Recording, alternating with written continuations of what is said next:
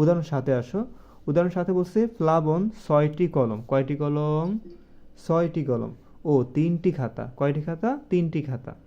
এটা কার কাজ? প্লাবনের 6টি কলম এবং 3টি খাতা। এবার আসো শ্রাবণ। শ্রাবণের 4টি কলম, 5টি খাতা। বলো তো শ্রাবণের কয়টি কলম? 4টি কলম। কয়টি খাতা? 5টি খাতা। করে করে এখন দেখো কে কয়টা করে? দেখো প্লাবন করছে তোমার 6টি কলম এবং 3টি খাতা, আর শ্রাবণ করছে তোমার 4টি কলম এবং 5টি খাতা করলো।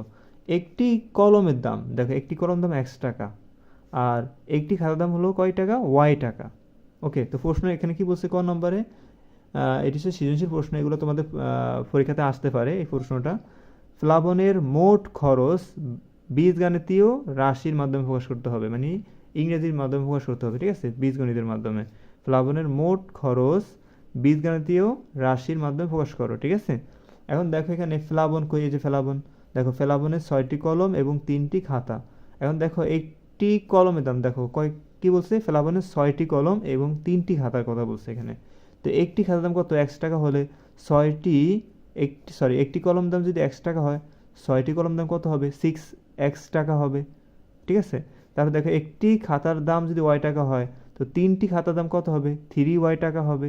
তো আমরা লিখবো ক নম্বর সমাধানে একটি কলমের দাম, দেখো একটি কলম দাম X টাকা, একটি কলম দাম X টাকা। তো বলছে কি এই ফেলাবন কিন্তু কয়টি কলম? 6টি কলম। তো লিখবো অতএব 6টি কলমের দাম হবে 6X টাকা। আবার দেখো একটি খাতার দাম Y টাকা, লিখলাম একটি খাতার দাম Y টাকা। তো 3টি খাতার দাম কত হবে? তো অতএব 3টি খাতার দাম হবে 3Y টাকা। তো আমাদের এখানে কি বলছে?